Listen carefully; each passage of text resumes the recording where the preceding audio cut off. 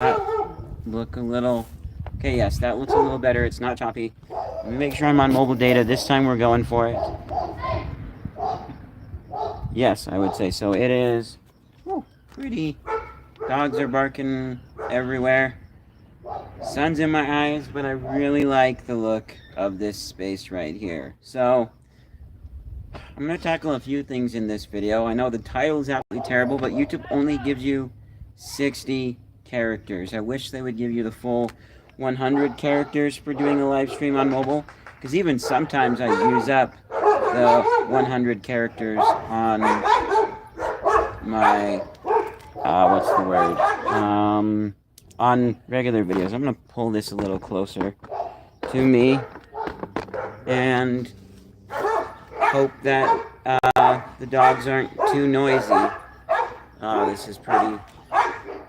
The joys of filming in a neighborhood. My phone's actually usually pretty good at picking stuff up. And there is at least one person over there working to keep their dog quiet. That's good. So anyways, let's get on with the thing. So there's a few things that I'm tackling in this video, and some of it's for some stuff that I'm probably going to do upcoming.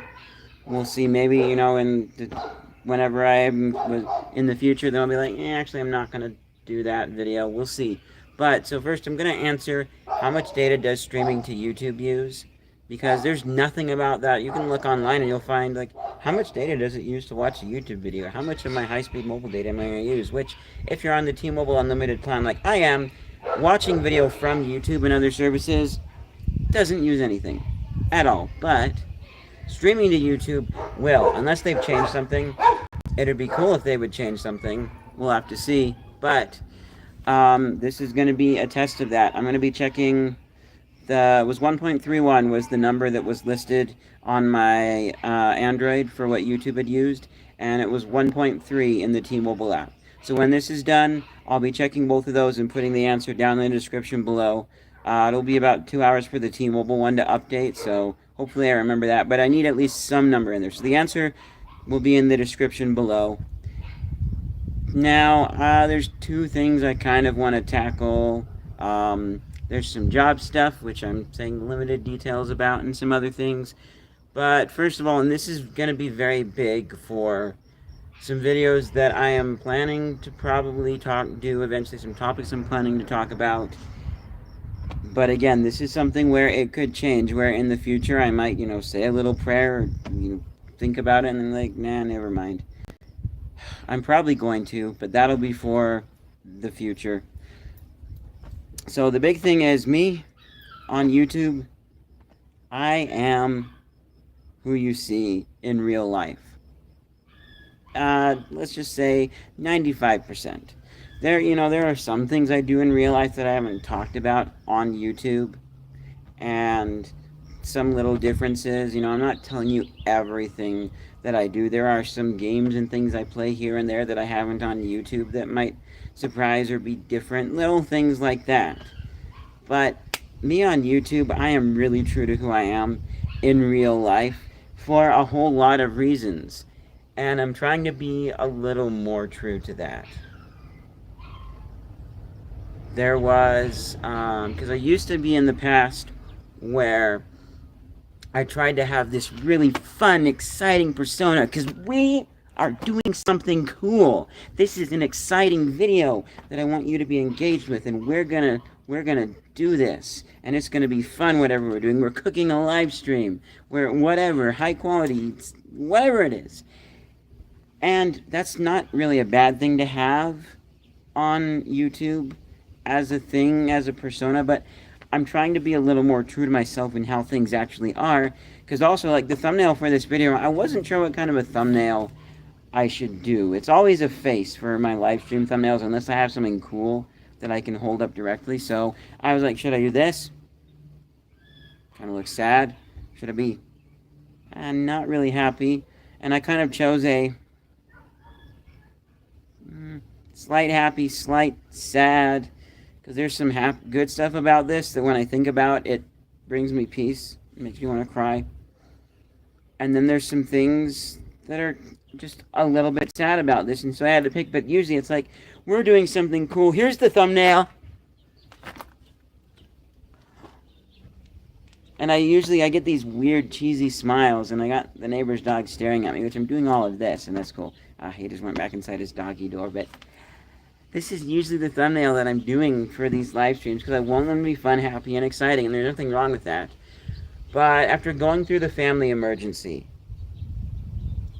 being gone for 2 years, I made a decision that I wanted to be a little more true, and that I wasn't going to try and force myself to be happy every time I did a YouTube video and to have this happy persona. There are some things where I am not going to do them if I'm sad. I want to have that happy persona. There's something cool. I need to be in the right mindset to actually do it properly.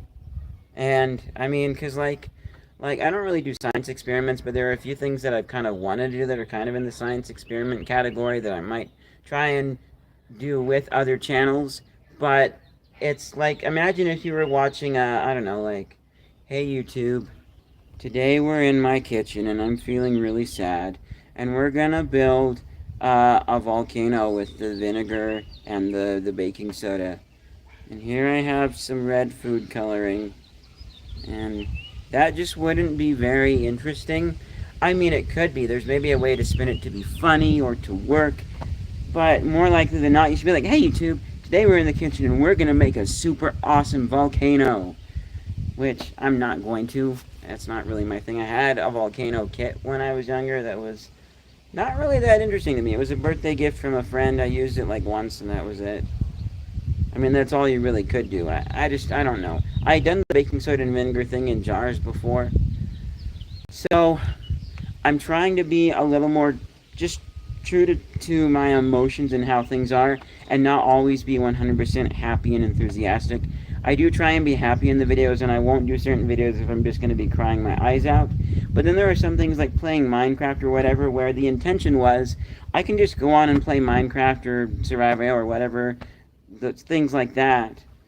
And if I'm not feeling up to it, I can just be like, hey guys, I'm having a down moment right now, and so I'm just going to play some games to distract me. And I did that once, and that was super, super, super, extremely hard. And I actually don't know if I can go through with that or with this. I'm definitely not going to be as super enthusiastic and happy all the time. But if I'm really feeling down about something, I might just not do a stream or anything. Even if it's just a Minecraft thing. Because, like, that day, well, one of the things for me is I'm not entirely sure what it is that helps me to get out of being sad and be happy again. There's a jumble of things that can help. Sometimes watching something, sometimes playing a game, sometimes it's talking with a close friend, sometimes going to work and being distracted because can't cry while you're doing customer service, or at least you shouldn't. There's just a jumble of things, and I felt like there should be like one specific thing that for me should be my go-to, and 90% of the time if I'm feeling down, I should just be able to do, but I don't have that. And for a while it worried me. I'm less worried now. It's still something that I'm curious about. And so, like, if you guys have anything, but it really has to be like a go-to. Because for me, it's like, well, most of the time that makes me happy, yeah, but it's not a definite 100% guarantee. You know, I think of one of my friends back when he was in Orem. He's moved up to, not, I won't say where, but he's moved up not too far away. But back when he was here and we did stuff more, we'd go to Institute.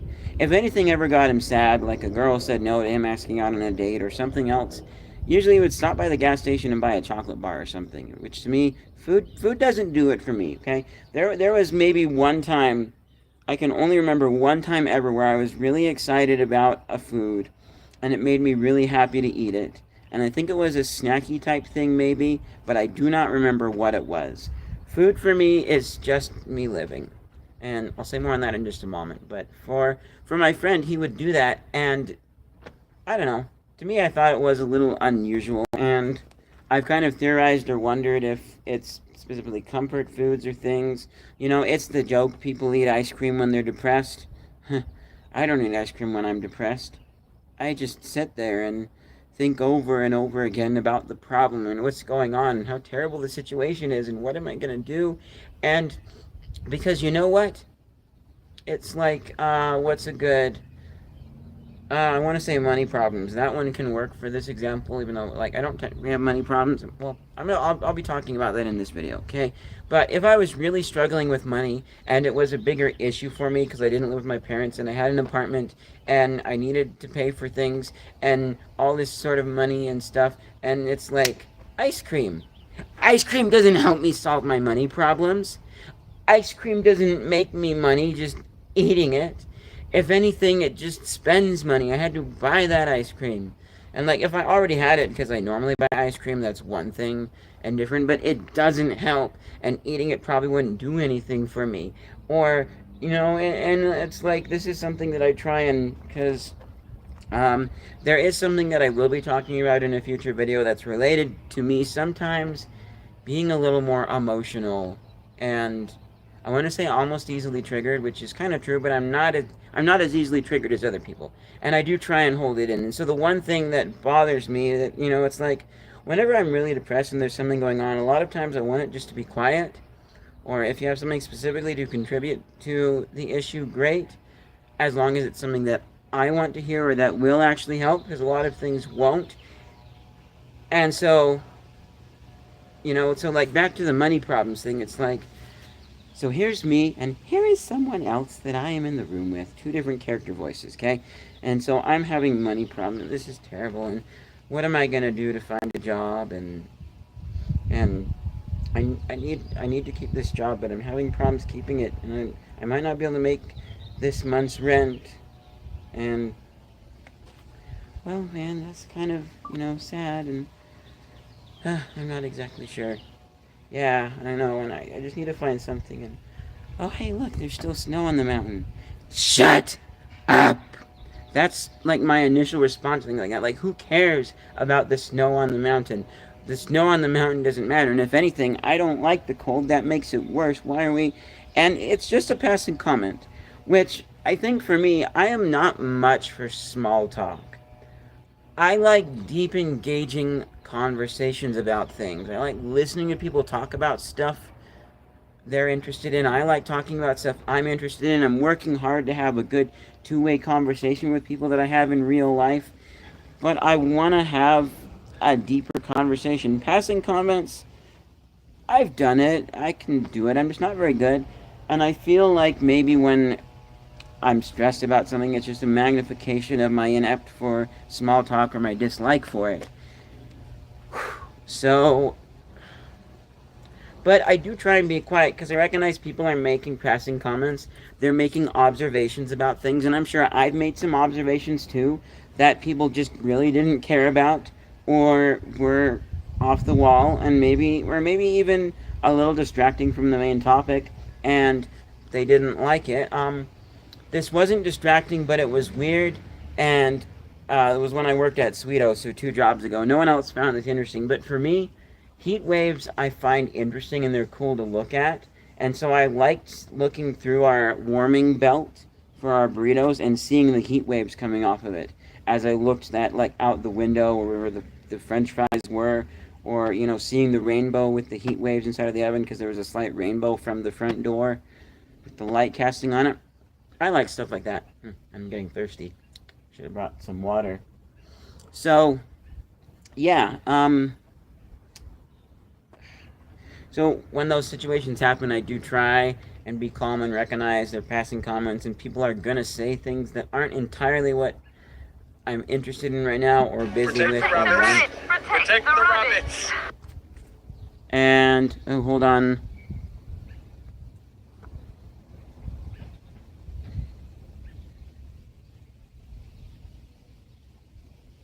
Okay, so, I'm not even wearing my watch. I forget that a lot. I forget exactly where I was going with that, but, so, back to, I am who you see on this channel. So, yeah, there are some things I do in real life that are not going to specifically be said on the channel. I'm not vlogging my daily life, but for the most part, I am who you see. And so with that one Minecraft video, it was really hard. And I was only like, I don't know, 2 or 3% happier after playing it. I felt inside like maybe it helped a little bit, and when I went to work, I was a little bit happier, and the work was a good distraction for me. At my this was at my current job, but it's kind of tough, and I almost didn't want to do that because I was just really sad, and I couldn't hold it together enough because I am a very oh I want to say reclusive. That's not quite the word that people normally introverted. Yes, I am. I once took a little test online, so take it with the grain of salt that you would for any online test. And I think it was one that was recommended by Blimey Cow, the YouTube channel that I like. But basically, it came out that I'm a public extrovert, private introvert. And that actually makes sense. At home, especially more recently, I am trying to find opportunities to spend time with my parents. But I'm also running stuff on my YouTube channel and playing things all alone in. Ugh, one moment. I am really thirsty here, so I'm gonna get a drink over here. So, I am, what was I saying? Let me get my drink quickly.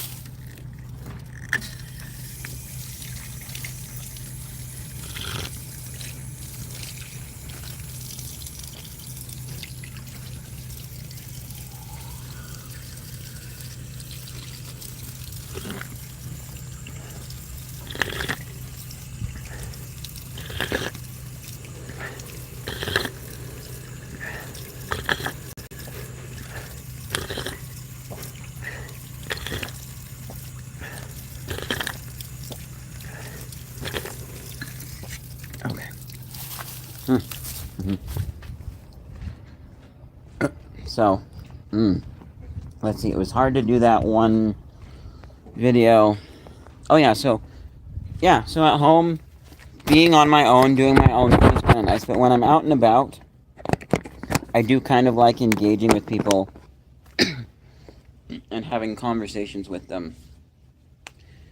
But so I do try and spend time with my parents and do things with them. But I'm also running a channel, and I want to do a lot of this stuff and stream with you guys when I'm not working. But so it was tough to do that. I don't remember which Minecraft episode it was, because there's only certain people that I'm really comfortable like expressing a lot of deep emotions with and talking with them about. I mean, if I'm passionate about a topic and has deep emotions, that can be fine. But then there are some things where just like I'm feeling down about this, and I don't want people to know, because I don't want them to ask questions. I don't want to have to deal with answering all these little questions about these little things and what's going on and is everything okay and how can I help. And I just, I don't. I know that it's important to do that with some people in your life. It's important to have people you can do that with, but I'm kind of particular about who I do that with. And because another thing too is, this is very long, complicated, and I'll probably touch on this more in another video, but it's the thing where, what if they suggest something that I don't like? That's not what I want right now. Or if I'm saying something and they're saying, "Oh, that's not good. Probably don't do that. I don't like your idea for it." Well, and when I'm in those modes, I just want to be like, "Well, too bad. I'm doing it." Which, yeah, sometimes other people do actually have the right idea. You're not in the right mindset, so you're gonna do things that aren't, the best. Like, an example I think of is, so back when I worked at Lucy's Pizza, this ties into another story. Boil things down, just jokingly, because I never get a tattoo, but I say if you have to like the tattoo you're going to have for the rest of your life, you'll have to like whatever it is, well, get a tattoo of yourself, your face or whatever, because you're going to probably like yourself for the rest of your life, hopefully. And then my coworker said that one of her friends was super drunk and he wanted to get a tattoo of himself, but like 2 inches lower, so it was like you were seeing double. But they convinced him not to because he was drunk. So that's an example that pops to mind for that. So I recognize that Sometimes other people do have good ideas, or what they're thinking is probably the right solution when you don't want to do it. And that goes on to a whole long topic way outside of this video. But so a lot of times when I'm feeling really down or whatever, I don't necessarily want to say something, especially because some people, sometimes even my parents, I know that they are going to offer some sort of advice, or they are going to say something, or they're going to be like, well, what about this, or try. Sometimes it's just about listening. There's a great video called It's Not About the Nail. So, shifting on now, I need to kind of speed up through a little bit of this. Video is getting longer than I was planning. So with my current job, I still do have a job. I'm probably going to be switching locations. There's a chance I might have to look for another job. That's all I can say at the moment for this. But, I am really fortunate because, one, I live with my parents, and so they'll be able to support me, and if I am jobless for a while, I could dip into my car savings a bit to buy food and groceries, because I haven't got a car yet. That's when having a job will really count. Or I don't know, there will be, I'll just have a place that I can fall back on, and that they could buy food for a while, if necessary. Tough. But I am very fortunate because of that, and also because of something that I never really thought about until yesterday. But my mom pointed out that we have two rentals. We have my old house next door, which is straight through my house, the lot behind me. And then we have our basement rental, which is in this house. And so if my parents ever passed away or whatever, my mom and my stepdad, I would still have some source of income. It might not be the same renters, but I would still have that. I should be able to rent it out.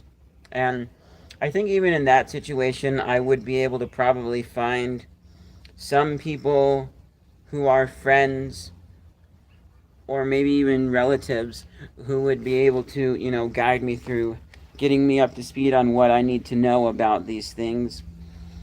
I think I could possibly manage them. The renters that we have been really great. And, especially since the renters that we have in our old house next door, one of them is, he's a little younger than me. So this is Ammon. I forget what his current channel is now. I've done a few things with him, trying candy and stuff. But because of that, I feel like, and I know that he's a good person, he could potentially, I'm not saying that he has to, I don't want to put any pressure on you if you see this, Ammon.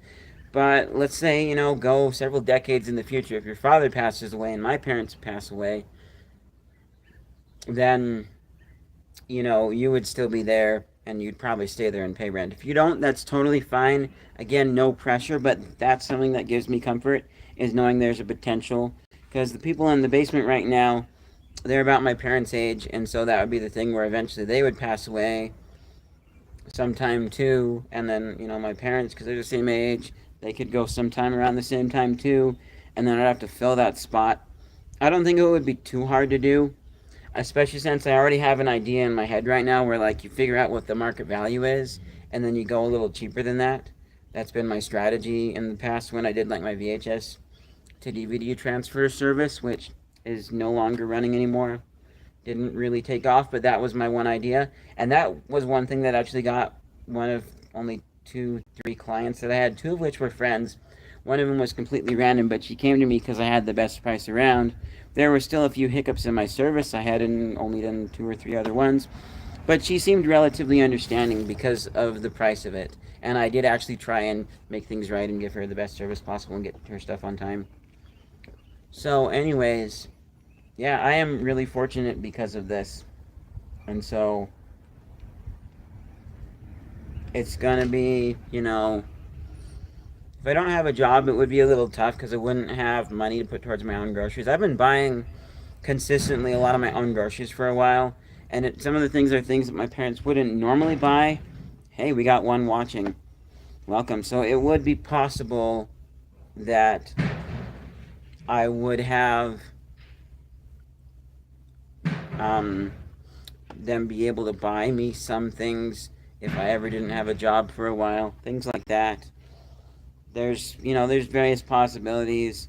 essentially, if I did lose a job, and with the way things are now, I could take a little bit longer to find another job, per se.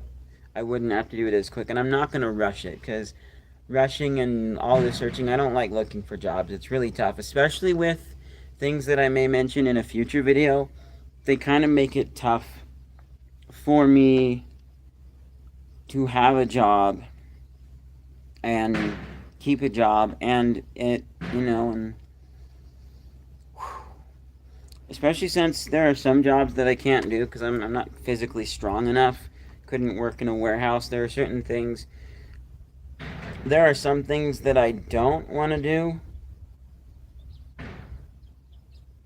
I will say this, and if it keys people into something, whatever. But like, I was taking a walk the other day, and there's a somewhat close gas station hiring, and they require everyone to be over 21, which I'm over 21 because I'm 28. That's easy. And I thought, what would it be like getting a job there? I almost don't want to, because then you probably have to have an alcohol handler's license to like work there, and I don't want that. I don't necessarily want to be dealing with alcohol. I don't want to have a specific license. It's one thing if I work at a gas station and someone comes up to the counter and they buy a beer. That happened a few times at the one gas station I've worked at to date, but I didn't have to have a license for it. But if I have to pay for one, I feel less likely. But I don't know. We'll see.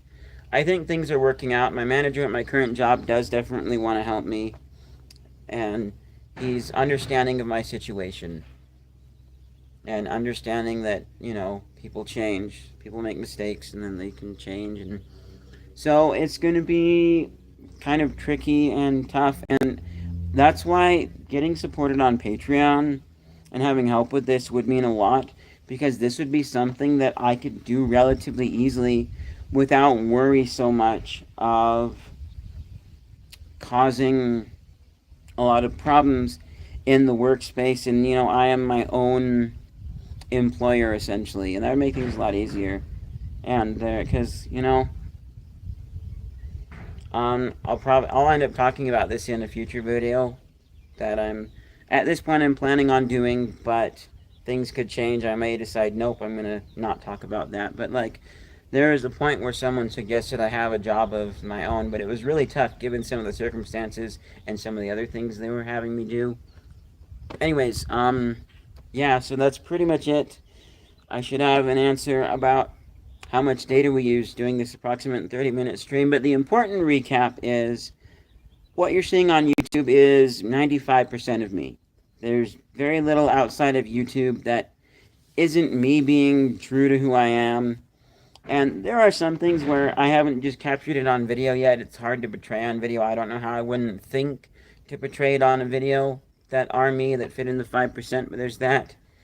I'm really blessed to live with my parents and that we have 2 rentals, and I really hope I can make this work. Please, guys, please go support me on Patreon, because even though I live in my parents' house and I have something to fall back on, thinking about not having money is actually pretty tough. Thinking about not having a job makes doing a lot of things harder, and limited opportunities. I couldn't dip into some of my money a little bit and go to Bricks and Minifigs or whatever every once in a while if I don't have a job. So yeah, please, and I've said this a few times, I'm going to say it again, please, please, please, okay, my lowest tier, guess how much my lowest tier is? $2. It's only $2. But if you buy 3 completos, it's only $3. Hopefully you guys know where that one's from. I'm not going to say, let me know down in the comments below, and then I will reveal the answer there if someone comments what they think it's from. But it's only $2 a month for the minimum, and that's 4 and 5 times cheaper than Disney Plus and Spotify Premium. And even, I said this in another recent video, even Dog TV is 5 times more expensive than my thing, $9.99 a month. So seriously, please go help support me on Patreon. Not only so I can do this as a dream, but also because actually having a regular job out there somewhere is actually kind of tough given certain situations. And in the future, if I do the video I'm planning, I want to say this right now, I'm going to be doing it to raise awareness and try and help not just me, but other people in the same situation. Okay? It's not just going to be a sympathy points thing. Although I am kind of hopeful that it will help people support me on Patreon, but that's not the main reason why I'm doing it. That's kind of a side bonus.